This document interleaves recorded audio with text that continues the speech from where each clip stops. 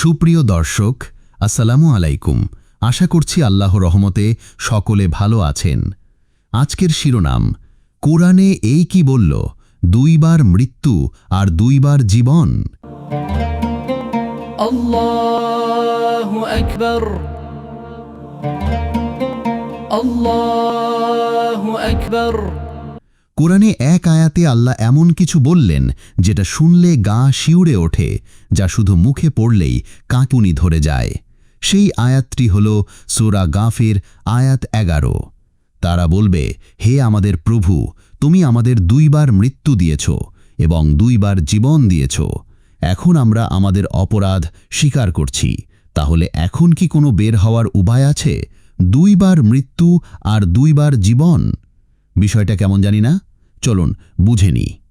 প্রথম মৃত্যু, যখন আমরা ছিলামই না, অস্তিত্বহীন, আল্লাহ বলেছিলেন, তোমরা কি কুফর করো সেই আল্লাহর সাথে যিনি তোমাদের মৃত অবস্থায় সৃষ্টি করলেন? সূরা বাকারা আয়াত 28।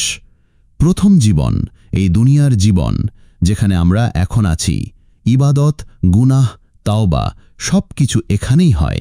দ্বিতীয় মৃত্যু, এই দুনিয়া থেকে বিদায় নেওয়া, মৃত্যুর স্বাদ সবাইকেই নিতে হবে। দ্বিতীয় জীবন, পুনরুত্থান, কিয়ামতের ময়দান, যেখানে কেউ বলবে না আমি জানতাম না, সবার সামনে খোলা হবে আমলনামা। তখন মানুষ বলবে, হে আল্লাহ, এবার আমরা বুঝেছি, এখন ক্ষমা করে দাও, আমরা তাওবা করতে চাই, আরেকটা সুযোগ দাও। কিন্তু তখন আর কোনো সুযোগ থাকবে না, তাওবার দরজা চিরতরে বন্ধ।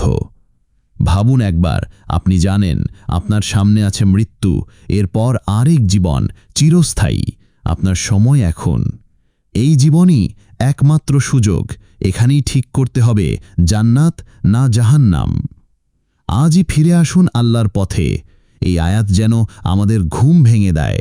রব্বানা আমান্না ফাগফির লানা, হে আল্লাহ, আমরা বিশ্বাস করেছি, তুমি আমাদের মাফ করে দাও।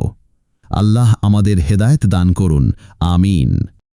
ফলো, লাইক, কমেন্ট করুন যেন এমন আরও কন্টেন্ট আপনার কাছে পৌঁছে যায়।